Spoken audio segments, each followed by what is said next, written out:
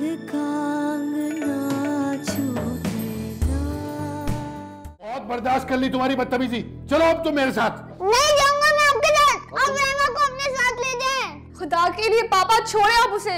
ना ये कहीं जाएगा ना ही मैं। अजीम क्या कर रहे हैं आप? छोड़े उसे, क्यों मार रहे हैं अजान को? तुम दोनों चलो मेरे साथ। आप इन्हें नहीं ले जा सकते। मैं इनका बाप हूँ और मैं माँ हूँ इनकी। आप जबरदस्ती नहीं कर सकते बच्चों के साथ। हम पापा हमारे साथ जबरदस्ती कर रहे हैं। और फिर क्या करूं? तुम यहाँ, अजान यहाँ। मेरे तो बच्चे छीन गए मुझसे। आपके रवैये की वजह से। मेरे रवैये की वजह से? मैंने कहा था राहिमा से कि मेरे घर को आग लगा दो, जला दो मुझे। तुम इन्हें यहाँ रखकर मुझ पर एहसान जता रही? मैं कौन होती हूँ आप पर एहसान जताने वाली? ना ही मैं आप पर एहसान कर रही हूँ और ना ही इन दोनों को रोक रही हूँ। अगर ये आपके साथ जाना चाहते हैं अपनी खुशी से तो ले जाए इन्हें। मैं आपके साथ कभी नहीं जाऊंगी। आप मेरा उस तरह ख्याल रख सकते हैं जितना मामा रखती हैं? आप मुझे लेके जाएंगे वॉशरूम? Shut up! ये तुम्हारी मामा नहीं, डायन है। यही कहा करती थी ना तुम। बच्चों को कुछ याद दिलाने की जरूरत नहीं है अजीम। जो हो गया सो हो गया। आप इस तरह जबरदस्ती नहीं कर सकते बच्चों के साथ। मैं इन्हें लेकर जाऊंगा आज यहाँ से। कैसे लेके जाएंगे आप? अगर मामा साथ जाएंगी तो ही हम जाएंगे बस। जब तुम इसे मामा कहती हो दिल करता है जबान खींच लूं। ऐसी होती है बेटियां? हाँ ऐसी ही होती हैं बेटियां। पागल दीवानी, अपने पापा की मोहब्बत में अंधी, अच्छे बुरे की तमीज ना रखने वाली। हाँ कुछ सोचती है और ना ही कुछ समझती है। मैं भी एक ऐसी बेटी हूँ पापा। यही है कसूर मेरा। मैं बाप बेटी के रिश्ते में किसी को बर्दाश्त नहीं कर सकती थी। आप मुझे मार दे, मेरा गला दुबा दे आप। बस कर जाओ राइमा, प्लीज बस कर जाओ। मैं जानती हूँ तुम्हारा कोई कसूर नहीं। तुम बेटी हो। तुमने जो कुछ किया वो अपने बाप की मोहब्बत में आकर किया। तुम्हारा कोई कसूर नहीं। मामा अगर आप समझती हैं तो आप कह दें कि आपने मुझे माफ कर दिया।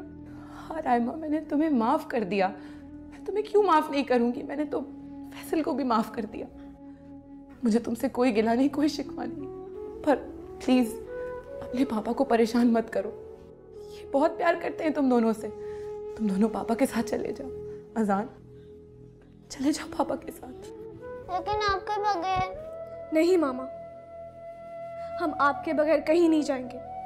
अजीम मैं और जबरदस्ती नहीं कर सकती बच्चों के साथ। तो फिर ठीक है, रखो अपने बच्चों को अपने पास। आज से मेरा इनके साथ कोई ताल्लुक नहीं है।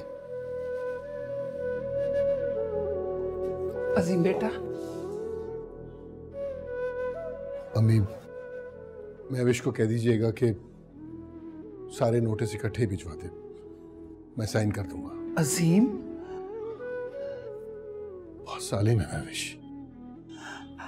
सहरेश पानी लेकर आओ। नहीं प्लीज, मुझे पानी नहीं पीना, मैं जा रहा हूं।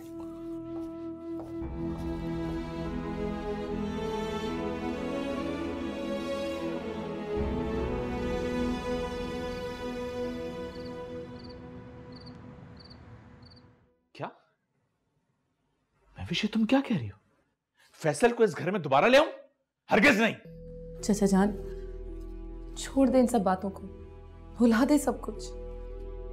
चाचा का तो बड़ी नसीहत कर रही हो, खुद क्यों नहीं भूल जाती? और अजीम का कोई कसूर नहीं, सारा कसूर फैसल का था। किसी की बीवी के कमरे से आधी रात को उसका कजन निकलेगा तो शौहर तो बदगुमान हो गई। बेशर्म है वो, जानबूझ के उसने ये हरकत की है। कसूर तो मेरा था ना।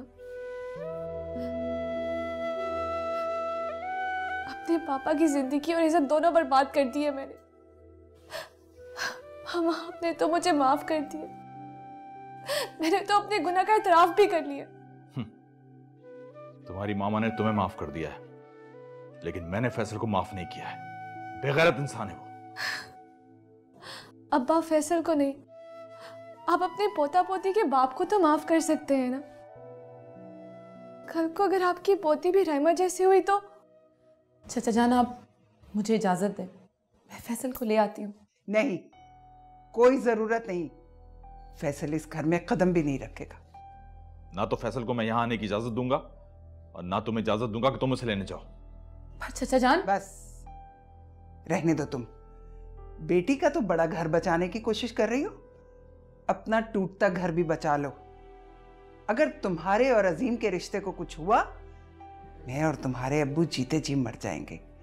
दुनिया के सामने आंख उठाने के काबिल नहीं रहेंगे हम। अब्बा, तुम बार बार मुझे अब्बा कह रही हो। मैं सिर्फ इसलिए बर्दाश्त कर रहा हूं कि तुम भी किसी की बेटी हो, वरना मैं तुमसे कोई रिश्ता नहीं रखना चाहता। रामा, एक बात याद रखो, बहुएं ऐसी नहीं होती बहन और भाई को बदनाम करने वाली। अब्बा, मैंने अपने गुनाह का इतराफ कर लिया। जब अल्लाह अपने गुनाहगारों को माफ कर देता तो आप सब मुझे माफ क्यों नहीं कर देते? तो जरा अपनी मामा को भी समझा दो कि अजीम गुनहगार नहीं है। अजीम मेरे गुनाहगार हैं, उनको माफ़ करूं या ना करूं ये सिर्फ मेरे इख्तियार में, किसी और के नहीं। देख लिया इस लड़की की दोगली पॉलिसी। तुम अजीम को अगर गुनाहगार समझती हो तो तुम अपनी नजर में भी गुनाहगार हो, बच्चों की नजर में भी, शौहर की भी और माशरे की भी। ठीक है महविश, अजीम तुम्हारा गुनाहगार है, लेकिन फैसल हम सबका। चलें भाभी। अब्बा, आप मेरे सर पे हाथ नहीं रखेंगे? गुनाह पे उकसाने वाला भी उतना ही बड़ा गुनाहगार होता है जितना खुद गुनाह करने वाला। जिंदगी रही तो तुम्हारे बच्चों के सर पे हाथ रखने जरूर आऊंगा।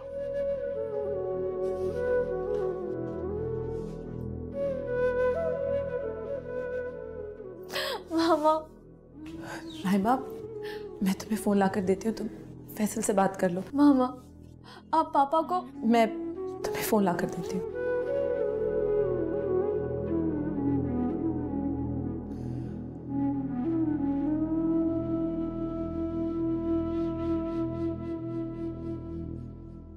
अरे बेटा, खाना तो खाओ। अम्मा आप घर चली जाएं, अब्बा परेशान हो रहे होंगे। अरे परेशान होता है तो होता रहे। सुबह जब भाई साहब आएंगे ना, सबसे पहले मेरा ही पूछेंगे। मेरी बात सुनो, फिर तुम्हारे जो इकबाल मर्चेंट है ना, वो यूं भागे भागे आएंगे मुझे लेने के लिए। पर अम्मा तायब्बू मेरा भी तो पूछेंगे, मैं क्या मुंह दिखाऊंगा तायब्बू को? हाँ ये तो है, तुमने तो हद ही कर दी है। मैंने तो तौबा कर ली है, बस सारी जिंदगी अल्लाह अल्लाह करूंगी और ऐसे ही जिंदगी गुजार दूंगी। अब नहीं किसी से लड़ाई झगड़ा करूंगी, बहुत हो गया। अरे तुम खाना तो खाओ, ठंडा हो रहा है। और सुनो, मैंने ना बचा बचा कर 2 लाख रुपए जमा किए हैं, दोनों माँ बेटा ऐश करेंगे। अम्मा, राइमा की मेडिसिन के लिए आपने मुझे 1 पाई नहीं दी और अब आप मुझसे अयाशी की बातें कर रही हैं। अच्छा ना, पुरानी बातों को भूल जाओ। सुनो। हेलो, कैसे हो फैसल? तुम्हें अगर मेरी फिक्र होती तो तुम जाती क्यों? मुझे तुम्हारी फिक्र है और हमारी औलाद की भी, इसीलिए तो मामा के साथ आ गई थी मैं। वरना मैं और हमारा बेबी दोनों को कुछ हो जाता तो। अब तुम्हारी तबीयत कैसी है? बिल्कुल वैसे ही जैसे शाख पे लगे हुए फूल की तरह। ऐसे ही मामा ने मेरा ख्याल रखा। फैसल, तुम रो रहे हो? मैं रो नहीं तो और क्या करूं राइमा? हालत देखी है तुमने मेरी। तुम आज महविश को मामा कहकर पुकार रही हो, वो मेरे लिए भी तो माँ जैसी थी। मामा अब भी तुम्हारे लिए माँ जैसी ही है। वो तो तुम्हें लेने आने वाली थी, लेकिन क्या अब्बा ने इजाजत नहीं दी होगी ना? मैं तुम्हारे साथ ही हूँ राइमा, तुम बस अपना ख्याल रखना। तुम भी अपना ख्याल रखना। अम्मा से बात करवा दो। हेलो राइमा बेटा, कैसी हो तुम? हाँ बेटा, मैंने भी तुम्हारी तरह अपने आप को बदल लिया। अब नहीं मैं किसी से लड़ाई झगड़ा करूंगी, लेकिन तुम्हारे ससुर को सबक जरूर सिखाऊंगी। उसके साथ मेरी जंग जारी रहेगी। एक मर्तबा बताऊंगी उसे जरूर कि मैं कौन हूं। अम्मा, अपना बहुत ख्याल रखना बेटा, समझी तुम? जी अम्मा। अल्लाह हाफिज।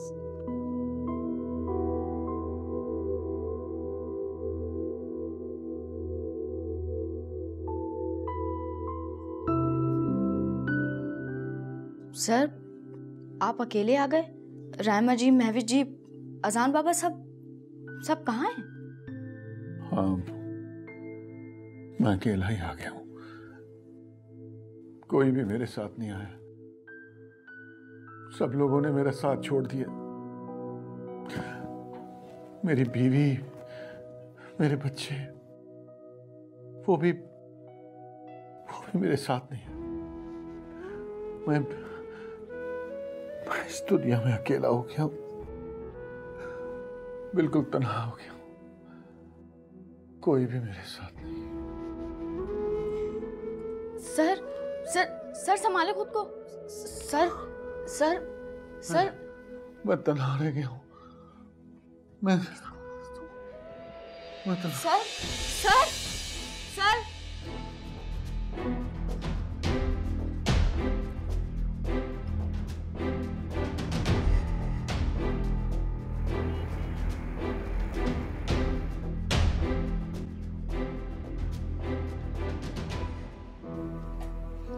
जी डॉक्टर साहब। कंडीशन तो बहुत सीरियस है इनको हॉस्पिटल ले जाना होगा। डॉक्टर साहब, मैं मेडिकल की स्टूडेंट हूँ, मैं इनकी केयर कर लूँगी। अगर ये सुबह 6 बजे तक जाग जाते हैं तो इन्हें एक और डोज दे दीजिएगा, वरना आप मुझे कॉल कर लीजिएगा, मैं एम्बुलेंस भिजवा दूंगा। जी, बहुत बेहतर। इनकी फैमिली नहीं है क्या? वो इनकी फैमिली परेशान हो जाएगी, इस वजह से मैंने उनको इन्फॉर्म नहीं किया। तो आप उन्हें फ़ौरन इन्फॉर्म कर दें। बच्चे करीब होंगे ना तो उनके जहन पर बहुत अच्छा असर पड़ेगा। जी, बहुत बेहतर। ठीक है, मैं चलता हूँ। जी, थैंक यू डॉक्टर साहब।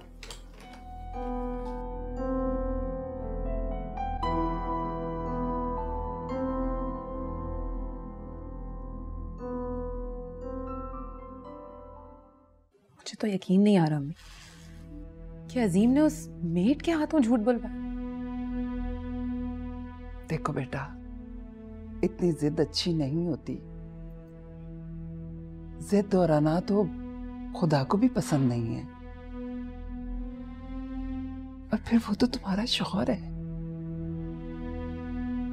देखो, हो सकता है उस मेड ने झूठ बोला हो। देखो बेटा, वो दोनों बच्चे तुम्हारी मोहब्बत में अपने बाप को छोड़ चुके हैं। कुछ तो उनकी मोहब्बत का सिला दे दो बेटा। चली जाओ तुम। अगर रायमा नहीं जाना चाहती तो सहरिश और आजान को ले जाओ, और नहीं तो अपने चचा से कहो, वो चले जाएंगे। लेकिन बेटा चली जाओ, और अगर खुदा ना खास्ता अजीम को कुछ हो गया तो तुम कभी भी अपने आप को माफ नहीं कर पाओगी, और ना ही बच्चे रायमा और आजान कभी भी तुम्हें माफ नहीं करेंगे। प्लीज चली जाओ बेटा, वापस चली जाओ। मैं चाहती हूँ भी, चली जाती हूँ। अजीम अजीम प्लीज आंखें खोलें। देखे मैं आ गई हूँ। पापा देखे मम्मा आ गए हैं। पापा। अजीम, मैं जानती हूँ मैंने आपको बहुत सताया, पर प्लीज ठीक हो जाइए। अजीम मुझे माफ कर दे प्लीज। अजीम प्लीज अपनी आंखें खोलो। अजीम। जी अजीम। आसान, तुम ठीक हो बेटा? महविश, तुमने मुझे माफ कर दिया ना? जी अजीम, मैंने आपको माफ कर दिया।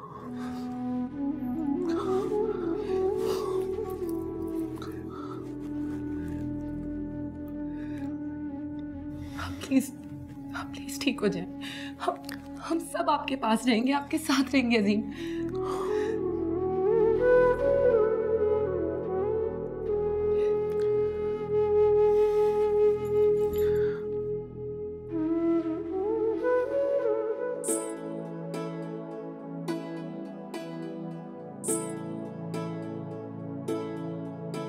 अरे महविश, अब तुम्हारे नवासे का अकीका तो हो गया, अब हमारी रायमा को भी हमारे साथ भेजने की इजाजत दे दो।